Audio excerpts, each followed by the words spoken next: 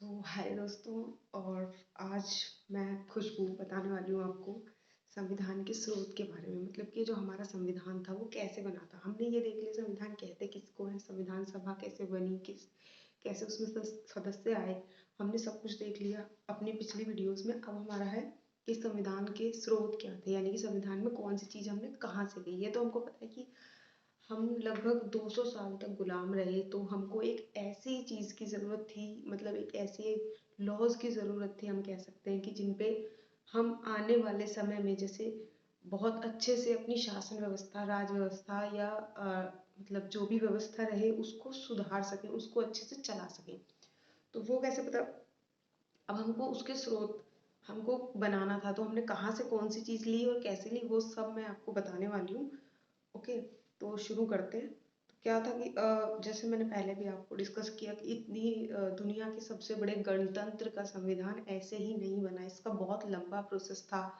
2 साल 11 महीने 18 दिन, हम सबको ही पता है। तो इतना लंबा प्रोसेस था, तो उसमें जरूर टाइम क्यों लगा वो चीज़ें हमें जाननी जरूरी है। तो यही चीज़ें कि दुनिया का सबसे बड़ा संविधान था हमारा। तो सबसे पहले ये चीज़ आती है कि ये आपने सुना भी होगा, भारत शासन अधिनियम 1935 जो था। मतलब अंग्रेज लाए थे इसको और इंडिया पे रूल करने के लिए लेकर आए थे वो इसको 1935 में।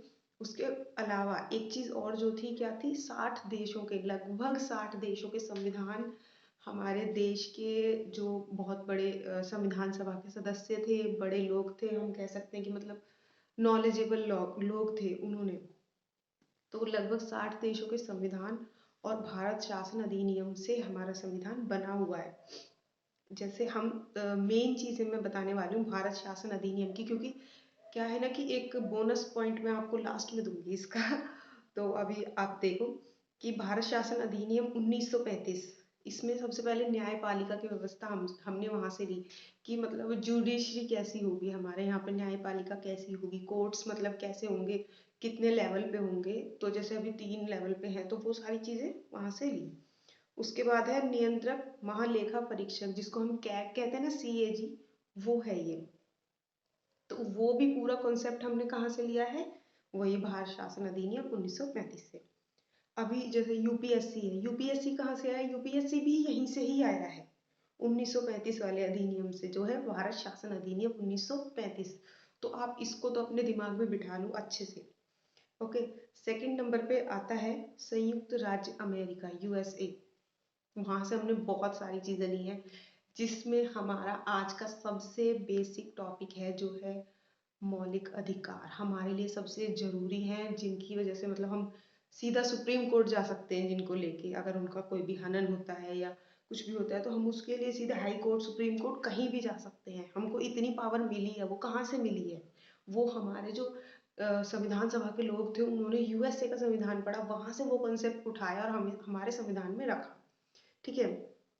फिर है न्यायिक पुनरावलोकन मतलब कि जैसे कि आपने देखा होगा, छोटे कोर्ट में केस हारने के बाद हम उससे ऊंचे वाले कोर्ट में जा सकते हैं। मीन्स अगर हम डिस्ट्रिक्ट कोर्ट में हार गए हैं या फैसला हमको पसंद नहीं आया उनका, तो हम क्या करेंगे, हम उससे ऊपर वाले लेवल पे जा सकते हैं, मीन्स हाई कोर्ट में जा सकते हैं। ठीक है। उसका भी हमको सही नहीं लगता फैसला, तब हम सुप्रीम कोर्ट में जा सकते हैं। ये कॉन्सेप्ट आया कहाँ से हमारे पास, USA से, संयुक्त राज्य अमेरिका से। अब है संविधान की सर्वोच्चता, ये भी हमने USA से लिया है कॉन्सेप्ट पूरा। मतलब संविधान ही सबसे ऊपर होगा, उसके ऊपर कोई कानून नहीं हो सकता, उसके ऊपर कोई इंसान नहीं हो सकता, कोई नागरिक नहीं हो सकता। ठीक है। उसके बाद है न्यायपालिका की स्वतंत्रता, जो हमारी इस जुडिशियल सिस्टम को, पूरा न्यायिक व्यवस्था को जो एक स्वतंत्रता, फ्रीडम मिली हुई है, वो कॉन्सेप्ट पूरा हमने USA से लिया है कि मतलब वो कैसा भी फैसला दे सकते हैं, चाहे फिर वो किसी के भी फेवर में हो या कैसे भी हो, जो सही होगा, जो उनको सही लगेगा न्यायपालिका को, वो करेंगे, उस पे फैसला दे सकते हैं। अब है निर्वाचित राष्ट्रपति और उस पर महाअभियोग, मतलब कि जो राष्ट्रपति है वो कैसे वर्क करेगा, और उस पर अगर वो ठीक से वर्क नहीं करता है, वो क्या, मतलब मैं एक चीज आपसे पूछना चाहूंगी कि अगर हम कहें कि कोई राष्ट्रपति कैसे अपना काम ठीक से नहीं कर रहा है, ये हमको कैसे पता चलेगा।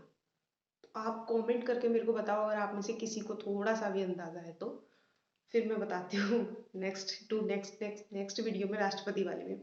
ओके।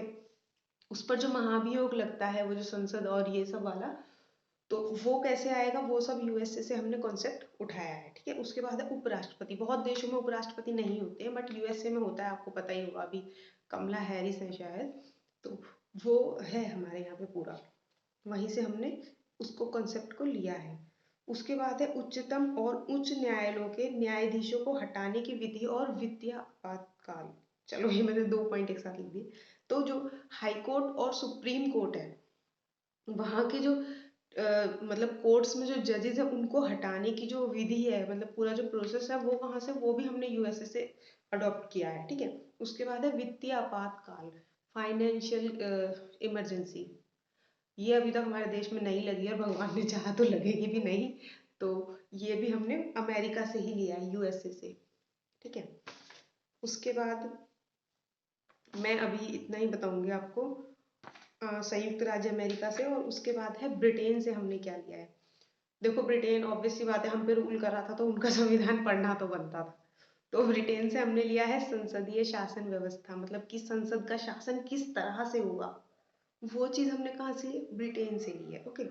फिर है संसदीय विशेष अधिकार, जो संसद को विशेष अधिकार मिले हुए हैं कानून बनाने वाले, और वो सब हमने कहाँ से लिए, वो लिए हमने ब्रिटेन से।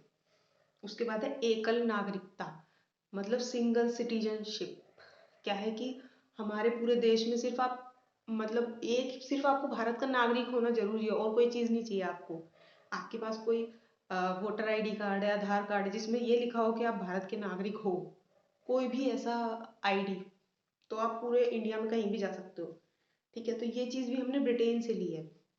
जबकि अमेरिका में ऐसा नहीं है, अमेरिका में ऐसा है कि जिस शहर में रह रहे हो वहाँ की, और जिस देश में वो मतलब है, जैसे अमेरिका है, तो वो दोनों लेनी जरूरी है नागरिकता, ठीक है। दोनों सिटीजनशिप आपके पास होनी चाहिए, वहाँ पे 2 पासपोर्ट चलते हैं। फिर है विधि का शासन। देखो विधि यानी कि कानून, यहाँ पे जब भी मैं विधि यूज करूँ, आप समझना कि विधि यानी कि कानून, विधि का शासन यानी कानून का शासन, यानी हमारे संविधान का शासन। इससे बढ़ के कोई डेफिनेशन नहीं हो सकती मेरे हिसाब से इस चीज की, क्योंकि हम चीजों को जितना छोटे करके और इजी करके समझेंगे ना, उतना मजा आएगा पढ़ने में। अगला है आयरलैंड। आयरलैंड वैसे तो ज्यादा बड़ा देश नहीं है, बट देखो वही, जैसे मैं हमेशा कहती हूँ कि जहाँ अगर बड़ा या छोटा, अच्छा या बुरा, वहां से जो आपको अपने काम की या अच्छी जो चीज लगे, आप उसको लो। कहते हैं ना कि 3 इडियट वाला, ज्ञान जहां से मिले ले लो, तो वही है, ज्ञान मिला, ले लिया, ओके। तो आयरलैंड से हम लोगों ने क्या लिया, हमने लिए वहां से नीति निदेशक तत्व सिद्धांत, सॉरी नीति निदेशक सिद्धांत। ये आपको पता ही होगा, डीपीएसपी करके है ही। आगे बताने वाली हूँ इन चीजों को डिटेल में। अगला है राष्ट्रपति के निर्वाचक मंडल की व्यवस्था। जो राष्ट्रपति का निर्वाचक मंडल होगा, वो पूरा मतलब पूरा कॉन्सेप्ट कैसे होता है कि मतलब राष्ट्रपति कैसे, मतलब उसके निर्वाचक मंडल में क्या होगा, कैसे होगा, वो सब यहीं से हमने लिया है, आयरलैंड से। फिर है कि राष्ट्रपति द्वारा राज्यसभा में जो सदस्य मनोनीत किए जाते हैं ना, साहित्य से, कला से, और किसी भी मतलब एरिया में अपने एक एक्सपर्टीज या पॉपुलैरिटी, कुछ भी हम कहें, उसके बेस पे जिन्हें वो मनोनीत करते हैं, उनको कैसे करना है, वो यहीं से लिया है हमने, आयरलैंड से लिया ये चीज, कि राष्ट्रपति मनोनीत कर सकते हैं कुछ सदस्यों को। लास्ट में है आपातकालीन उपबंध, जो हमने आयरलैंड से लिए हैं।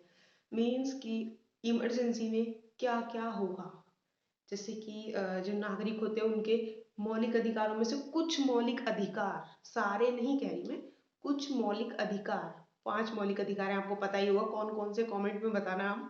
तो 5 में से कुछ मौलिक अधिकारों को रोक दिया जाता है, बंद कर दिया जाता है, बाकी रहते हैं। तो वो भी हमने वहीं से लिए हैं कि क्यों उनको बंद करना है, वो सब। तो लास्ट में एक बोनस पॉइंट, और अभी ये वीडियो इसका सेकंड पार्ट आएगा, आप उसमें देखना, क्योंकि काफी लंबा हो रहा था फिर वीडियो। तो एक पॉइंट क्या है कि भारत शासन अधिनियम 1935 जो था, उसमें हमने 300, जो हमारे संविधान में 395 अनुच्छेद थे ना, उसमें से 250 अनुच्छेद, जो शुरू में हमारा संविधान बना तब 1935 वाले अधिनियम से हमने 250, 250 अनुच्छेद लिए थे इसी अधिनियम से। आप सोच सकते हो कि कितना सही रहा होगा ये। वो चीज़ अलग है कि हाँ, उस टाइम पे वो जो है ब्रिटिश लोग थे, उन्होंने अपने तरीके से बनाया, बट देखो फिर वही चीज़ आती है कि अच्छा था तो हमने एक्सेप्ट किया, उसको अडॉप्ट किया हमने संविधान में। कभी भी ये मत कहना कि चुराया हुआ संविधान है, ये है या वो है। ऐसे तो हम कुछ किसी से पढ़ रहे हैं तो हमारा ज्ञान भी चुराया हुआ हो गया अगर हमने लिखा है तो वो चीज़ नहीं है, हमने उसको अडॉप्ट किया, उससे सीखा है, उसमें लिखा है इसलिए। तो इस चीज़ को आप थोड़ा सा मतलब अपने ऊपर लेके सोचो। ओके गाइस, सेकंड पार्ट में मिलते हैं। अभी संविधान के स्रोत में इतना ही। बाय और all the best. Thank you.